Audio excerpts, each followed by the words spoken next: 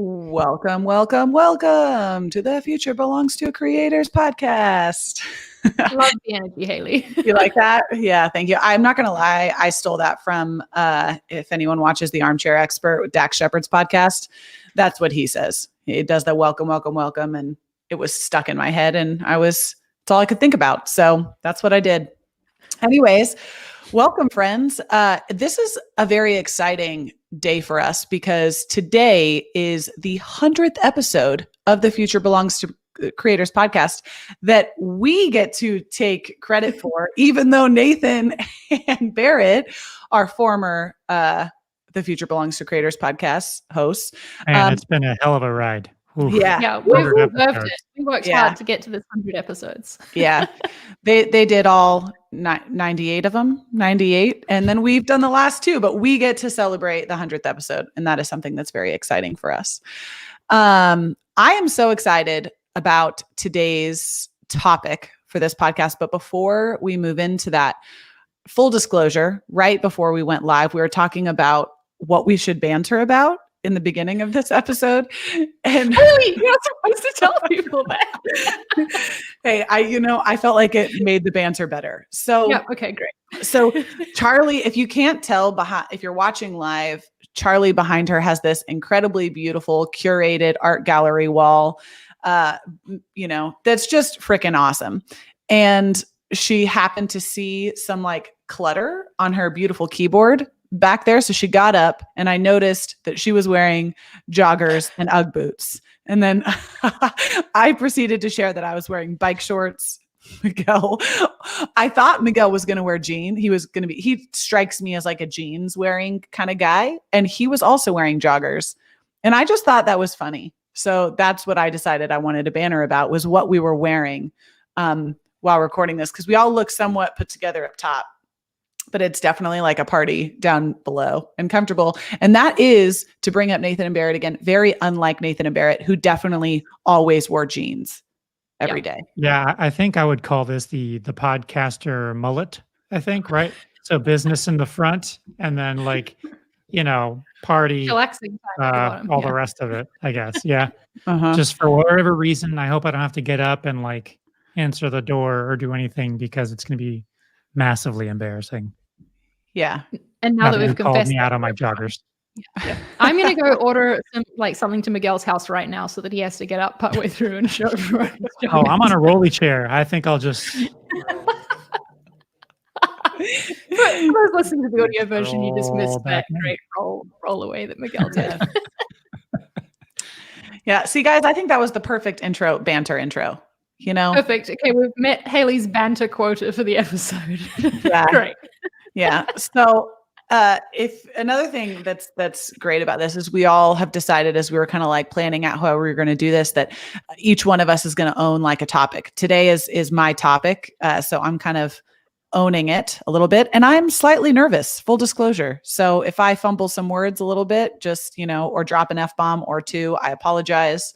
But today's topic for the podcast is finding balance in creating art versus creating art for what other people want versus creating art for what you want to do. And this has been so top of mind for me as I have been producing creator sessions. It's been almost a year, right? So March, I think, is when we released our first one. And it's obviously evolved a lot since we first released our episode, our cooking episode with Abby Rodriguez. But one of the things that is just like a common theme across, early like released episodes of creator sessions versus three times Grammy nominated artists, Ingrid Andress, is they all in some way have talked about balancing creating work or having all this other input from outside, people involved in their creative journey.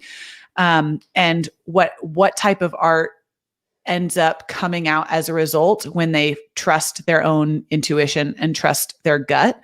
And so I wanted to talk a little bit about that today. The two examples, just to kind of get the conversation going, the two examples that are most top of mind, comes from probably my favorite episode of anything that we've released thus far was with Amy Vitale.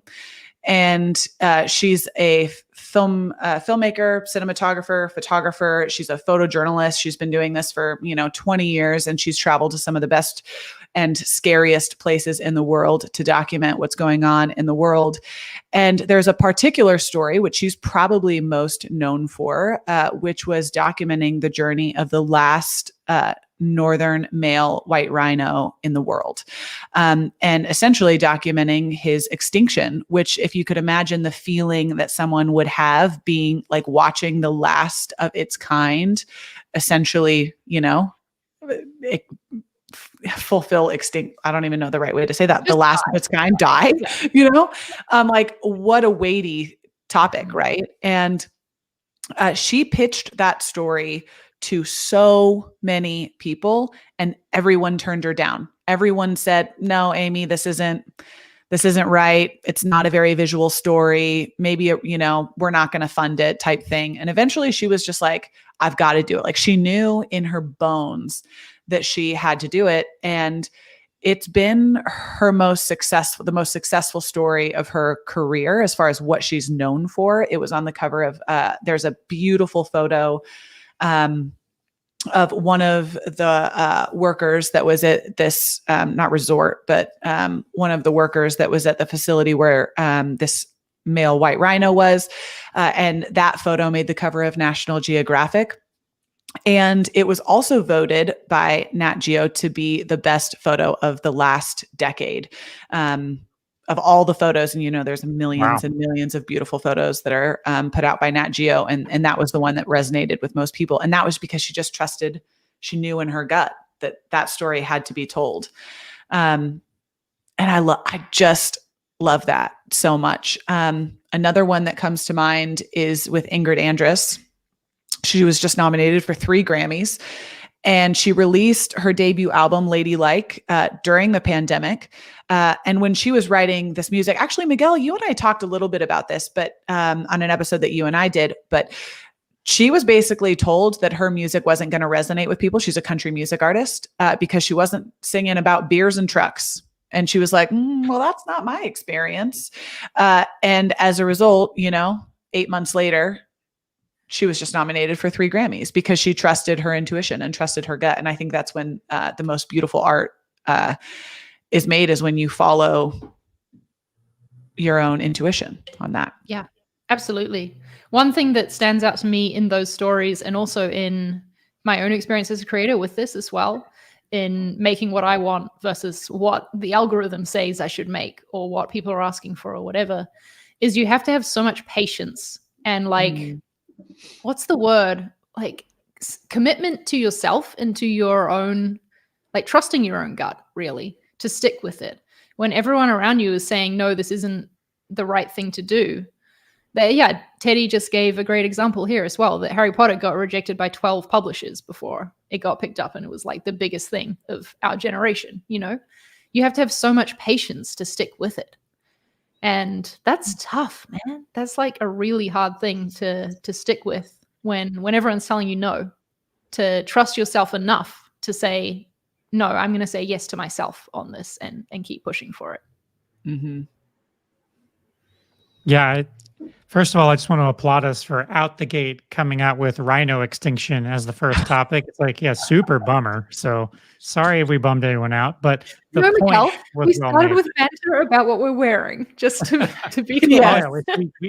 Anything that we started out with was canceled itself out. We're back in the middle, so that's good. Okay, all right, clean slate. So no, but now that I've derailed the conversation, anyways, yeah, I think that's just the point that Teddy made about the 12 publishers. I mean,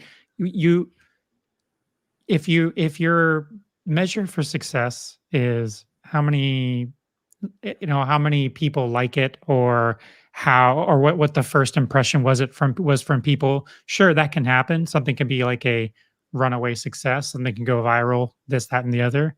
But a lot of it has to do with grit and determination, and just being honest with yourself about what you want your art to be, or what you want to create. And sometimes that spells out into crazy success, like Harry Potter franchise.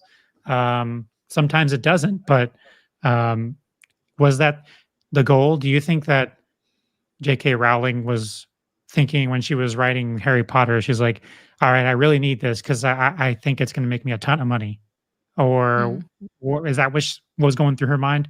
I mean, maybe I'm sure she was hoping it would, but that wasn't why she was writing. At least if I had to guess, I don't want to speak for her, but I feel like most people who are passionate about their art aren't doing it because they want it to turn into dollars. It would just be nice if it did. Mm. Something I've always thought about writing, I may have heard this from someone, but my dad has said this actually a few times, but he has these ideas for novels, books that he wants to write, right? And my dad is not a writer. He cannot spell like Aunt Margaret, right? He'd spell it like A-N-T, so like he would need a lot of help to facilitate writing a novel, okay? But it's funny because he brings up this topic of conversation all the time. And for him, it's like he just needs to get it out. He just needs to release it. He just wants this story to be, maybe nobody ever sees it or ever reads it, but he just needs to write it, And I imagine that for J.K. Rowling or for other writers, that it's similar to that. It's like something that you just feel compelled to do. And whether the world wants it or not, it's going to like all of a sudden this weight of this thing that that you need to do is gone. And then you can move on. And if the world loves it, then the world loves it. If they don't, then, you still get to move on to your next thing. So I would imagine for writers and for a lot of artists that that's like a feeling. It's just that they have to do it. Like it's in this intrinsic feeling that they have to complete something or complete a specific thing and get it out of their mind. For me, Yeah, and that makes it's me like, think, oh, sorry. just talking over you, Miguel. Fine, that's Just- going to happen. I'm laughing at myself a little bit because I honestly feel like my approach to making content and like how I decide what to make content about is me saying, hello, audience. I'm very grateful for you. I'm very grateful for you watching and like requesting certain topics, but I know what you need and I'm going to make that for you instead, even though it's not what you're asking for. I feel like this is the thing that you need to know. And so I'm going to make it anyway and hope that you get interested enough to click on it and watch it because it's what I really feel like I should be teaching you. Like that's my sort of like education approach to this as well. So I don't think it's just, I don't know if I would really consider my YouTube videos art, you know what I mean? But I don't think it's just art that this applies to. I think it's a lot of things when you're a creator building an audience. That balance, of making what people want you to make versus what you believe should be made and what you feel called to make. Yeah. I want to interrupt and respond to that, but I know Miguel also wanted to say something. So I guess I'll defer to you first. Oh, no, please. The floor is yours. I was going to say, I feel like as educators on the ConvertKit side of things, we're always telling people to ask your audience what they want, right? Like we're always saying, you're trying to engage. Yeah. And we do say that, it's like we're trying to teach people how to serve their audience, right? And really as a creator, we say, if you serve, then you can ask, right? And that's really the best kind of sales pitch, right? So if you continue to give and give and give good content away from people, and then you have something that's of more of like a perceived value that someone would pay for, then when you make that ask for them to pay for something, you've served them so well that then, now you can ask for something in return, which is essentially a payment for that content. And I just think it's a balance, like I agree, Charlie, with there's so many things that so many people don't know that they need, that your approach is coming and saying, oh, I know that you need this to be successful. You might not know that you need this to be successful, but that's you creating art or work or whatever, for your YouTube stuff, because you feel like they need it. Like that's a great example of like the balance, of you serving your community in a way that they might not know that they need to be served, Yeah, that's a good point, Haley. And as you guys are making these great points, I also wonder, like, what are we saying exactly? Are we saying that, it sounds like what we're saying is if you're true to yourself and you do what you want to do, if you build it, they will come kind of a thing. And I feel like it's such this elusive thing because it's there's so many different factors. There's timing of what you make. There is what tools are you using? How you're reaching out to people? So it almost feels like most of it is not the creative part, but it's everything else. You can have this amazing thing that you just don't know how to get out there, and it will never get off the ground because you just don't know what you're doing, even though it's amazing. Or it might be the other way around, where you're reaching, you know what tools to use, you're reaching out, you're giving the people what they're asking for, but maybe the content isn't so good or engaging. So it almost feels like it has to be like the stars align kind of thing in order to like reach the success that most people strive for. So I wonder if we can like explore that a little bit. Like, what if you've got the creative part down? What do you do with the other parts? I don't know. That's where I struggle with. I feel like I'm stubborn enough where I can just be like, I'm just going to make what I like, and if people like it, cool. If not, whatever. But that's not enough. That's such a good thought. The thing that stuck out to me in that point, though, was timing, right? Because how many creative examples do we have where something, let's say, doesn't go viral for years after it was created, right? There are thousands of examples of that happening.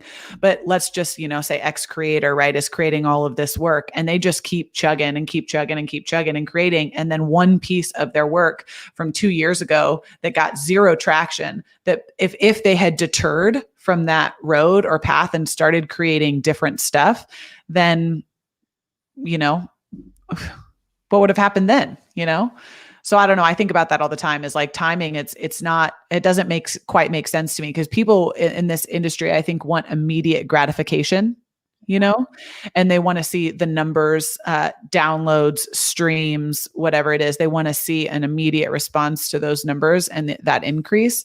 But ultimately, like, one thing happens, one thing happens and all of a sudden that changes. And then old content is all of a sudden relevant again. Yeah, I like that you calling out Miguel. What are we really saying here? Because I think it would be irresponsible of us for the like message of this episode or this conversation to be like, just make whatever you want, it'll be fine. Because the reality is that it also might not be fine, and you might not be setting yourself up for success, in doing that. And like, perhaps the reasons that other people are telling you to do something differently is because they know the market better than you or something like that. Like, we have to, I guess, evaluate the sources that we're hearing these messages from to decide whether to listen to them or not. A really good example, I think, here of like finding success by listening to your audience but still doing what you want is Sarah Dietschy, a friend of mine on YouTube. She went viral actually a few years ago because she made a video, I think it was called How to Casey, where she sort of like mimicked Casey Neistat's style.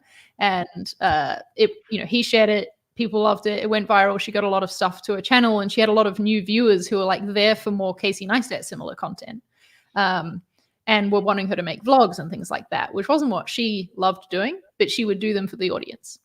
And she developed this approach that she calls it one for them, one for me, where she'll make a video that she knows her audience wants and that she knows is going to do well in the algorithm and that people are going to click on and all that.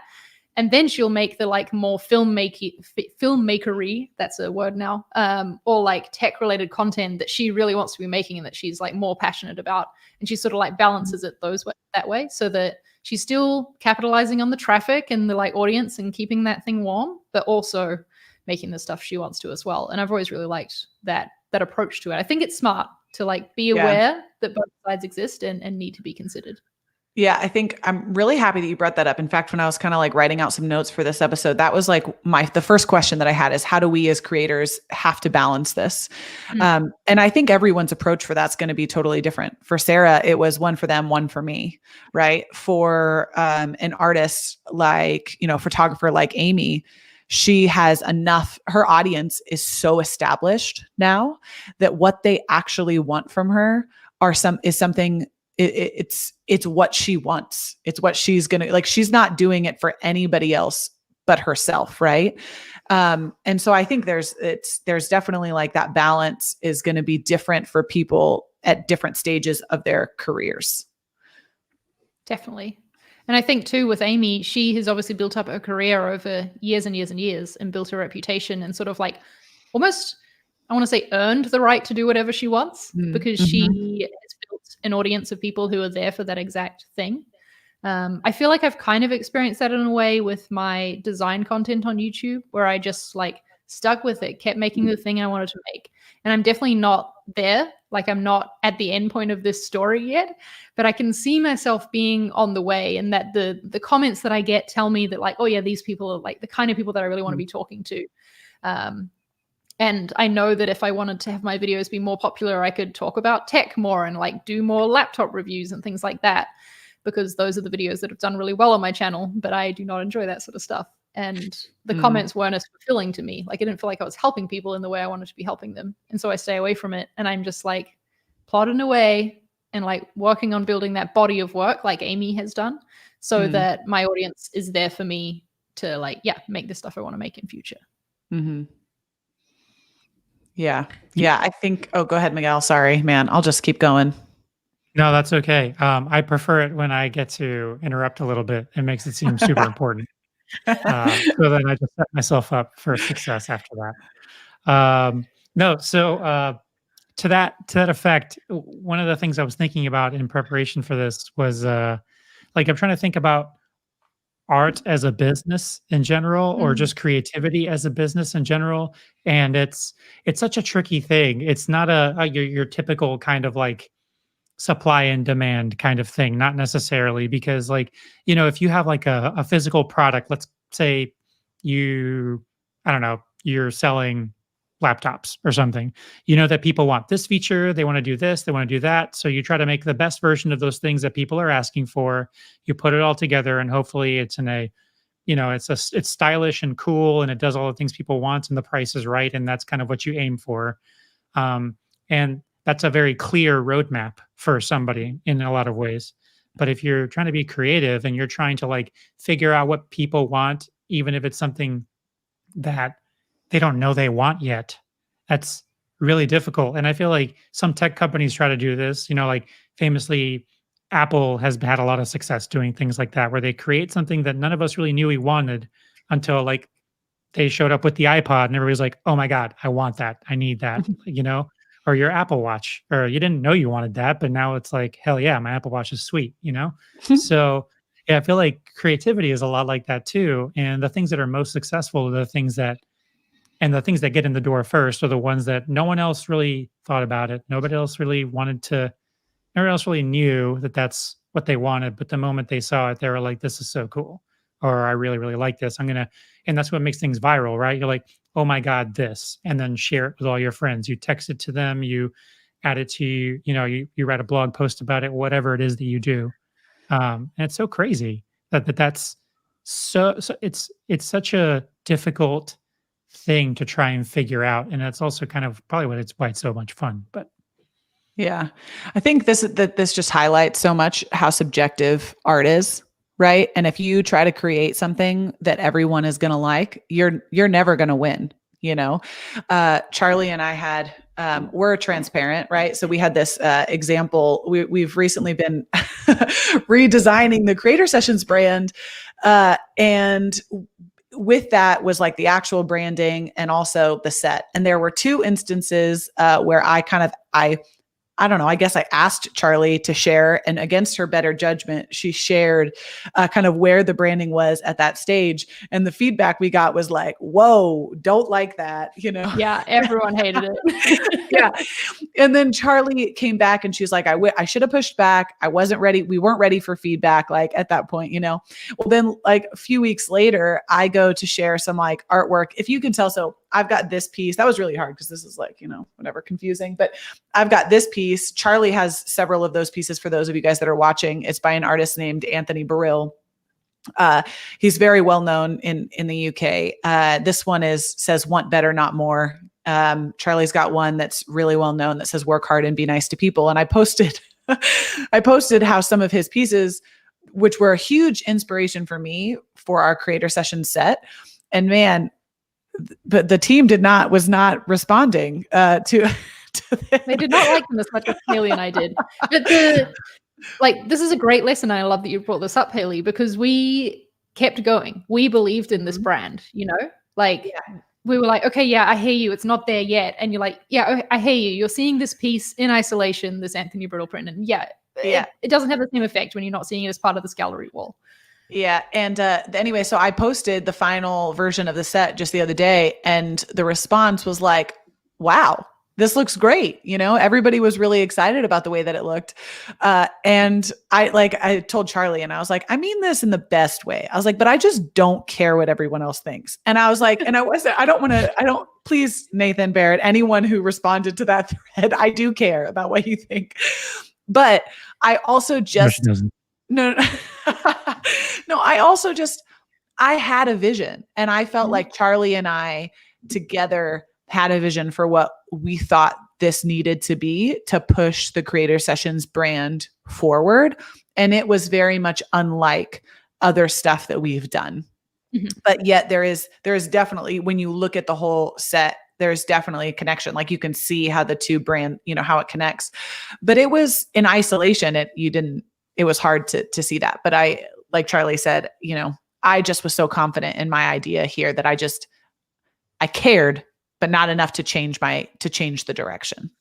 And I think that was because we listened to the feedback and we were like, okay, this is what they're saying. I can see how they've reached this conclusion, but I believe in that the finished product won't have that problem. And like, now I know that's your concern. I can make sure I address it.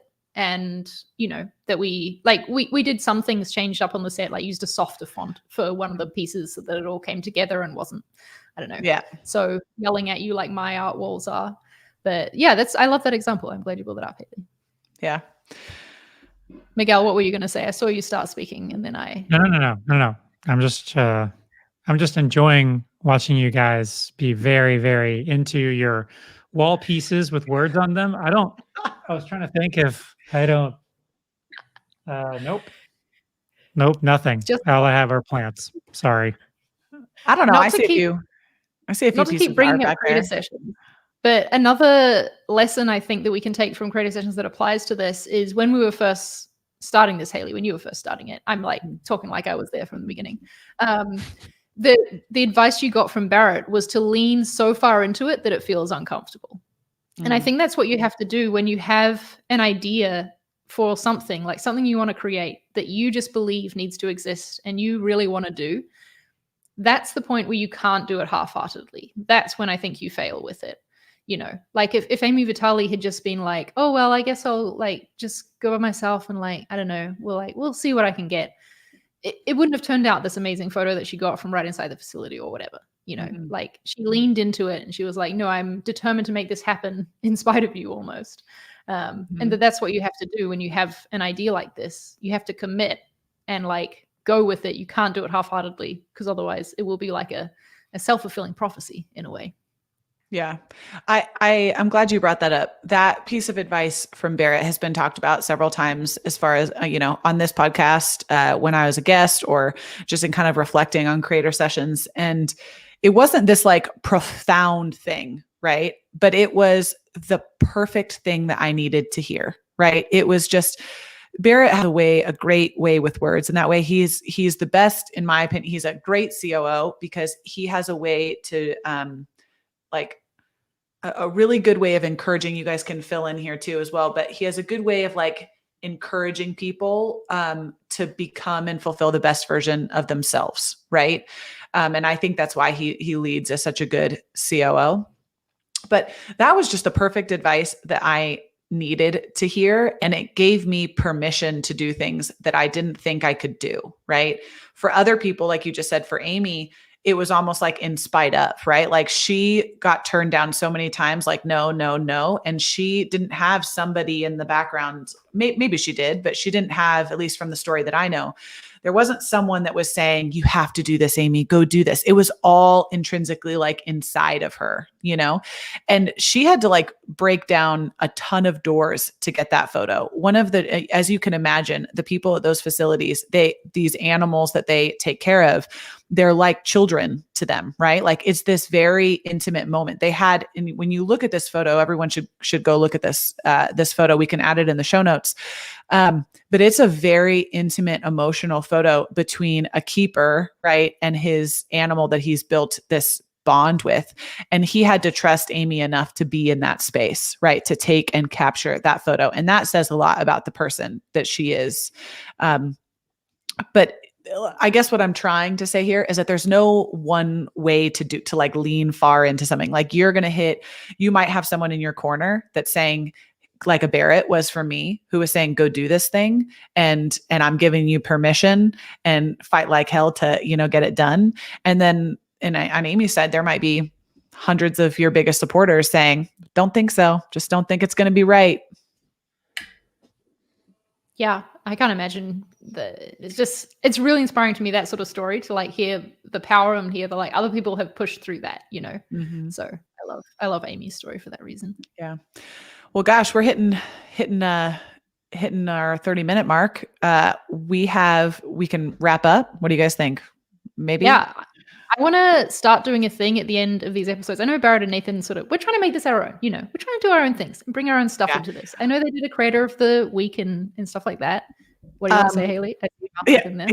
Well, I just wanted to highlight that like closing, that transition to closing was really poorly executed. That was my nervousness coming out. I was like, the timing, it's about 33 minutes. How do I close? And I just sucked it up. So that was bad example. I'll try to be better next time. I was trying to help you out by moving along here, Haley, and then you just stopped and called attention to it. So, yeah, I'm sorry. It was actually a really clever example on your part of leaning into something so much that it's uncomfortable. So, for example, you leaned so far into that terrible transition and talked about how terrible it was that basically now it's funny. A success. And now it's your banter that you love. Yeah.